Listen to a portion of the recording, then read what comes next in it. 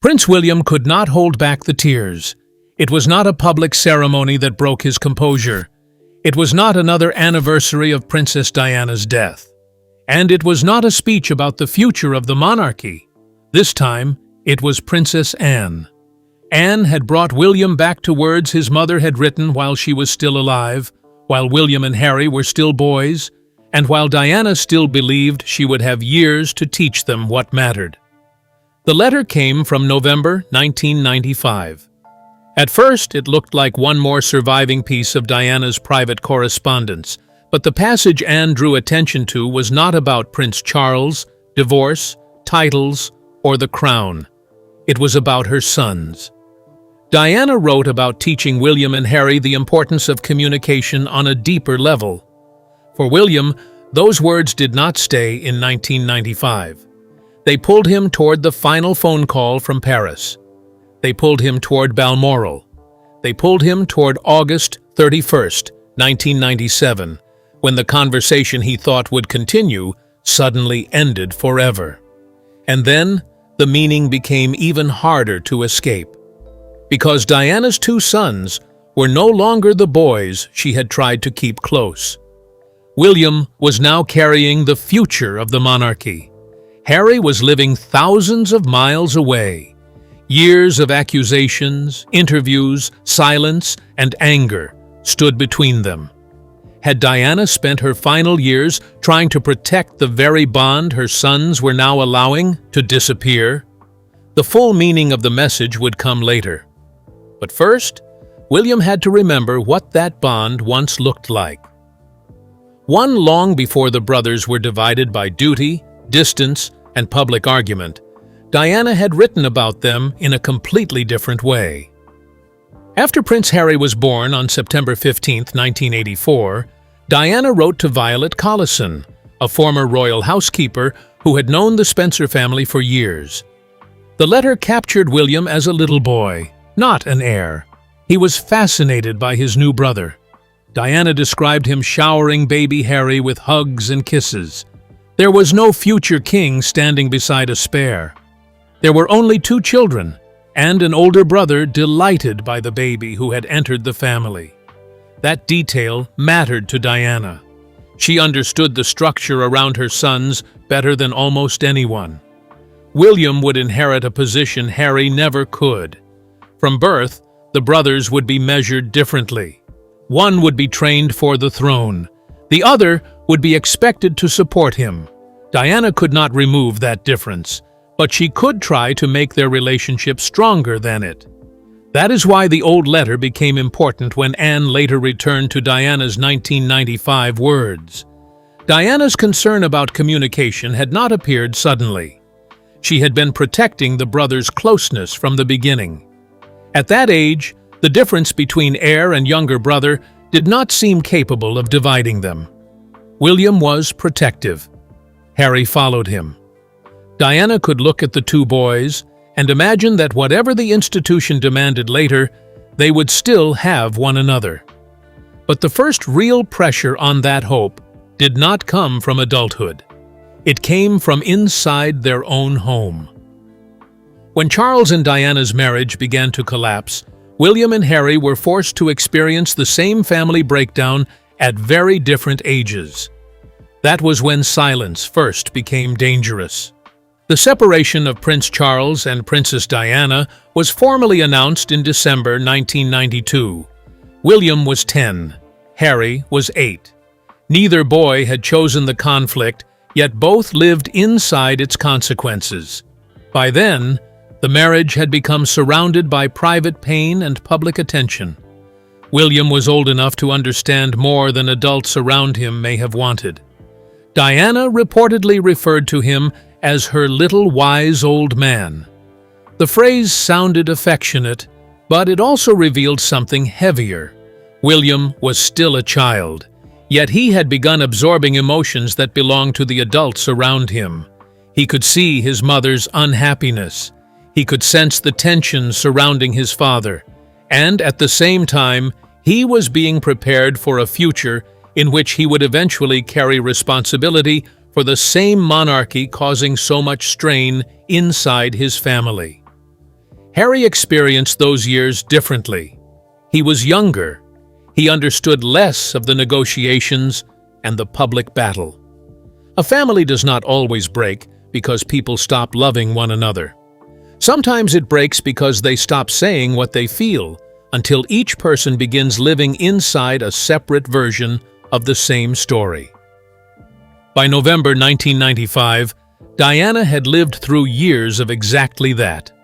Her marriage had shown her what secrecy, emotional distance, and unresolved resentment could do. So when she wrote about teaching William and Harry communication on a deeper level, the phrase carried more than a mother's general hope. It sounded like a lesson built from experience. Diana wanted her sons to speak before silence hardened. She wanted them to understand one another beyond what duty required. And she believed she still had time to teach them. William was 13. Harry was 11. There was no reason for their mother to imagine that in less than 2 years, the opportunity would disappear. That is what makes the date of the letter so important. November 1995 was not a farewell. Diana was writing toward a future she expected to share with her children. Then came August 1997, and one ordinary telephone call changed the meaning of every unfinished sentence. On the evening of August 30th, 1997, Diana was in Paris. William and Harry were at Balmoral Castle in Scotland. The boys were spending time with their cousins. Their mother telephoned. There was nothing unusual about receiving a call from Diana. Nothing about that moment told either brother to stop everything, stay on the line, and listen carefully. William was 15. Harry was 12. They expected to speak to their mother again, so the conversation was short. Years later, both brothers admitted that they had been in a hurry. William remembered wanting to return to what he had been doing. Harry remembered the same impatience. Neither could know that this ordinary decision would follow them into adulthood. Hours later, the Mercedes carrying Diana crashed inside the Pont de l'Alma tunnel. She was taken to Pitié-Salpêtrière Hospital. On August 31st, 1997, Princess Diana died. The phone call immediately became something else. It was no longer a conversation cut short because two boys wanted to return to their evening. It was the final conversation they would ever have with their mother. That is the memory Anne's revelation reaches. Diana had written about deeper communication before her death. Her sons had then unknowingly rushed through their final chance to communicate with her. The cruelty is in how normal it was. The exact final words were not the part both brothers later remembered most clearly. What remained was the shortness, the assumption that there would be another call. For William, that regret became permanent. But Anne's message forced the memory into the present. Because there was now another relationship in William's life where communication had become difficult. Another person he loved. Another person with whom conversations had been delayed, guarded, or lost beneath anger. Prince Harry was still alive. That distinction is what makes Diana's old words so painful. With his mother, William learned too late that time could disappear without warning. With his brother, time had not disappeared yet. Before William could confront that, however, he had to return to the morning after the crash, when the royal family faced two boys who did not yet understand how completely their lives had changed. The news reached Balmoral in the early hours of 31st August, 1997. Prince Charles faced the task no parent wants. He had to tell William and Harry that their mother was dead. Around them, the scale of the tragedy was growing by the minute. Television networks interrupted programming. Crowds began gathering outside Kensington Palace. Flowers appeared against the gates. But inside Balmoral, the story was not yet about the public. It was about two children. Queen Elizabeth II tried to protect her grandsons from the immediate storm. Television and radio coverage around them was limited. The family remained in Scotland while pressure built in London. Princess Anne was part of that family circle. She understood the instinct that shaped the response. The monarchy survived difficult moments through restraint. You did not turn private pain into public performance. You carried on. For William, that instinct would become especially important. He was not simply grieving as Diana's son. He was also the boy expected one day to become king. At 15, those two identities were already difficult to separate. Harry was 12. He was younger, less protected by understanding, and forced into a loss no child could fully process. The brothers were together, but together did not mean they were experiencing the same thing. William could retreat into control. Harry could retreat into confusion. Both had lost the same mother. Neither had the language to explain exactly what was happening inside him. That is where Diana's 1995 message gains another layer. She wanted deeper communication, but after her death, the environment around her sons encouraged composure. Anne would have watched the boys in those days, knowing there was nothing she could say that would restore what they had lost. 6 days later, the private grief of Balmoral was placed before the world. William and Harry were asked to walk behind their mother's coffin, and millions saw two brothers moving side by side. What no camera could show was how differently they were carrying the pain. On September 6, 1997, Diana's funeral procession moved through London toward Westminster Abbey. Behind the coffin walked William and Harry. Beside them were Prince Charles, Prince Philip, and Charles Spencer. William was 15, Harry was 12. Crowds lined the route. Millions more watched through television. The boys had nowhere to hide. Every step was public. Every expression could be photographed. The image became one of the most recognizable scenes in modern royal history. Two young princes, heads lowered, following their mother through streets filled with people grieving a woman most of them had never met. To the public, William and Harry looked bound together by loss. And they were. But loss can join people and still wound them differently. The procession required the brothers to walk at the same speed. It did not require them to understand each other's grief. That difference sits at the center of Diana's message. She had not simply wanted her sons to stand together during difficult moments. Royal duty could arrange that. She wanted them to communicate beneath the performance. The funeral could produce an image of unity. It could not create the private conversation the boys needed afterward. For years, the shared experience seemed to keep William and Harry unusually close. They could joke about royal life in a way few others understood. They shared memories of Diana that belonged only to them. They supported causes connected with her work. When one spoke about their mother, the other knew exactly which absence sat beneath the words. Yet the same grief also left different scars. William moved toward duty. Harry increasingly questioned the system surrounding that duty. Those differences were manageable while the brothers still believed they were on the same side. Then adulthood changed the terms. Before the conflict reached its worst point, however, William and Harry publicly revisited the last phone call. 20 years after Diana's death, they admitted something neither had been able to change. And for a moment, they did exactly what their mother had once hoped. They spoke. In July 2017, William and Harry appeared in Diana, Our Mother, Her Life and Legacy. The documentary marked 20 years since their mother's death. It showed a side of Diana that formal royal history often missed. The brothers remembered her humor, her affection, the way she tried to give them ordinary experiences. Then the conversation reached the phone call from Paris. William admitted he had been in a hurry. Harry said the shortness of the call was something he would regret for the rest of his life. The pain was not in some cruel thing either son had said. It was in everything they did not say, because they believed there was more time. If they had known Diana would die that night, the conversation would have been completely different. They would have stayed on the line. They would have listened. They would have told her what mattered. That knowledge united them. For perhaps the clearest public moment since childhood, William and Harry acknowledged the same unfinished wound. They could not change August 30th, 1997, but they could finally describe what it had done to them. Seen beside Diana's November 1995 letter, the moment almost looked like part of the lesson she had wanted to teach. The brothers were communicating more deeply. They were naming grief.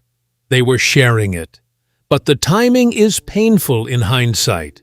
Within a few years, their own communication would begin breaking down. The sons, who knew better than almost anyone what it meant to lose the chance for another conversation, would find themselves struggling to speak directly to each other. That is the contradiction Anne's later intervention places before William. Both brothers understand regret.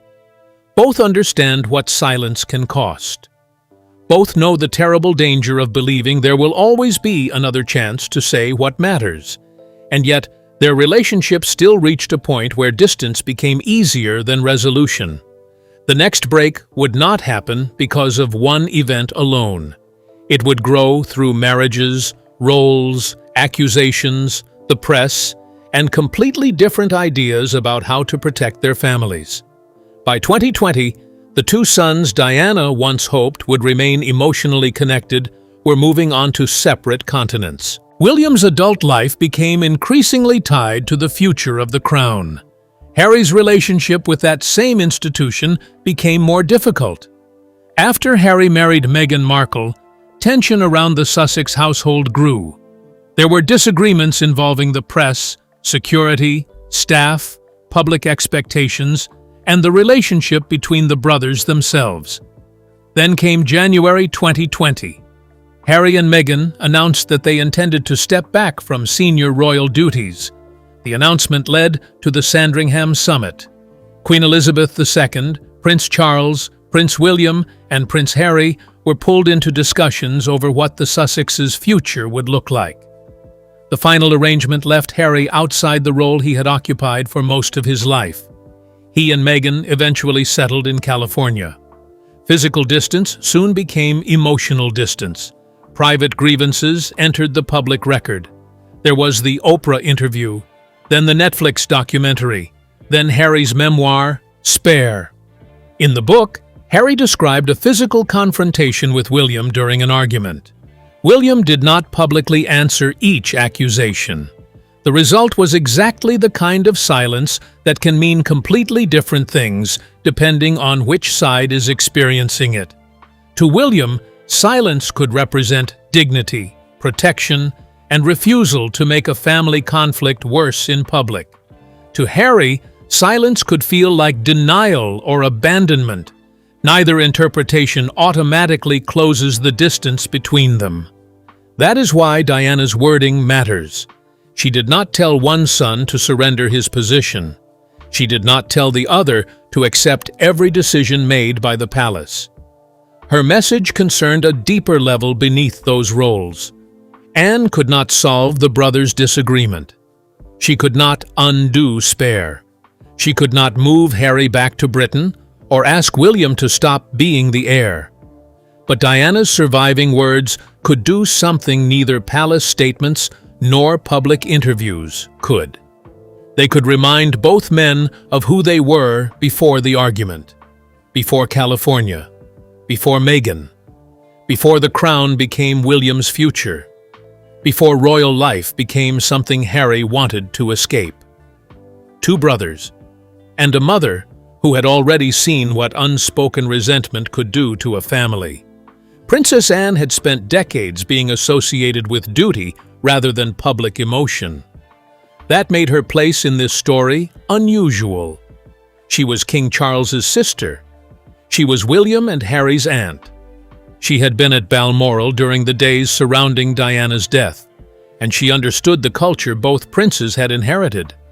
Anne knew that royal families survive partly because private feelings are not allowed to control every public decision. But she also knew that silence has limits.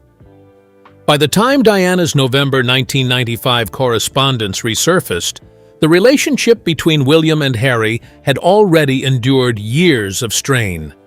The letter could have remained historical, a private piece of Diana's handwriting preserved because of who she was. Instead, its meaning appeared painfully current. Diana had written about teaching the boys deeper communication. Now they were adults whose communication had become guarded, indirect, and at times public only through interviews or books. For Anne, the significance was difficult to ignore. The words did not accuse William. They did not accuse Harry. That was their power. Diana's message existed before the present dispute. It could not be blamed on a press office or a palace strategy. It came from their mother when both sons were children. Anne could therefore place it before William without turning Diana into a weapon against Harry. The real challenge was more uncomfortable. William could not honor the message simply by remembering Diana. He could not fulfill it through statues, anniversary services, charity work, or speeches about her legacy. The message asked something living from him. Communication requires another person, and the person Diana was talking about was Harry. That is where Anne's revelation began breaking through William's composure. The handwritten words connected three versions of his life at once. The child who adored Harry, the teenager who lost Diana, and the future king now separated from his brother. Only one part of the message remained to be confronted. Why had Diana cared so much about deeper communication in the first place? The answer sat inside the life she had lived. Diana knew what happened when people closest to one another stopped speaking honestly. Her marriage had not collapsed in a single night.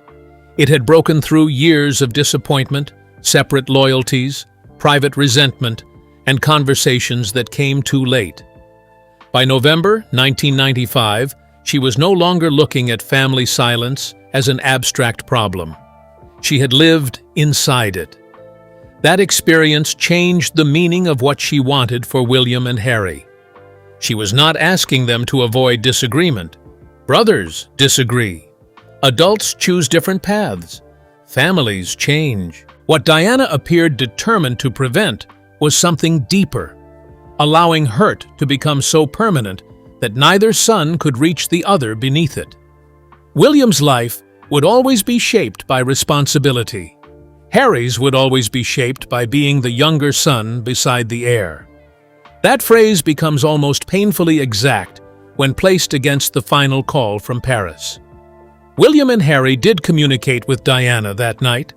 They spoke to her, but they did not go deeper because they did not know they needed to. They assumed time would provide another chance. That is the lesson Anne was now placing before William. He cannot change his final conversation with his mother. He cannot return to August 30th, 1997. He cannot make himself stay on the phone, but he can decide whether the same pattern will define his relationship with Harry. That does not guarantee reconciliation. A conversation cannot erase years of damage. But refusing to speak guarantees something else. It allows the distance to decide the ending. And suddenly, Diana's message no longer sounded like an old mother's hope. It sounded like a warning that had taken almost 30 years to reveal its full meaning. Anne had brought William to the point where there was no safer interpretation left. Diana's words were not about the past. They were asking something of her sons now. And when Anne finally made that meaning clear, William could no longer separate the brother he had lost emotionally from the mother he had lost forever. Anne's final point was simple. Diana had wanted William and Harry to learn the importance of communication on a deeper level. Nothing in the surviving message said William should control Harry. Nothing said Harry should obey William. Nothing asked either son to choose between family and freedom. The core was the bond itself. Diana wanted her boys to speak beyond titles, beyond duty, and beyond the anger that families can carry for years. That was the final message Anne placed before William, and it broke through the control he had spent a lifetime building. William remembered the phone call. He remembered being 15. He remembered believing there would be another conversation. He remembered August 31st, 1997, when that belief became impossible. Then came the image of Harry, not the Duke of Sussex giving an interview, not the author of Spare, not the man living in California. His brother. The child Diana once described receiving William's hugs and kisses. The 12-year-old who walked beside him behind their mother's coffin. The man who had admitted carrying the same regret about that final call. That is why William could not stop crying. Diana's message carried 3 losses at once. The mother he could never call again. The final conversation he could never repair. And the brother he had not completely lost. The first 2 were beyond his control. The third was not. She had spent her final years trying to teach her sons something both would later learn in the hardest possible way. Say more while there is still time. Listen before another conversation becomes impossible. Do not allow pride, role, or anger to speak in your place. The documented words Diana left were about communication on a deeper level. Everything beyond them is carried by the history her sons lived afterward. That is why Anne's decision to return Diana's message to William mattered.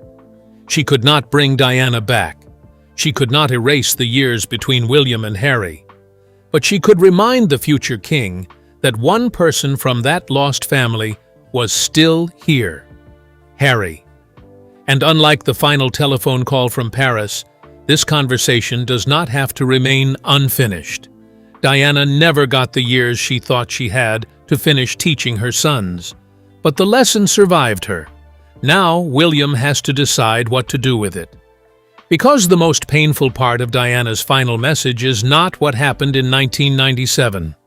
It is that almost 3 decades later, her 2 sons may still have time to answer it.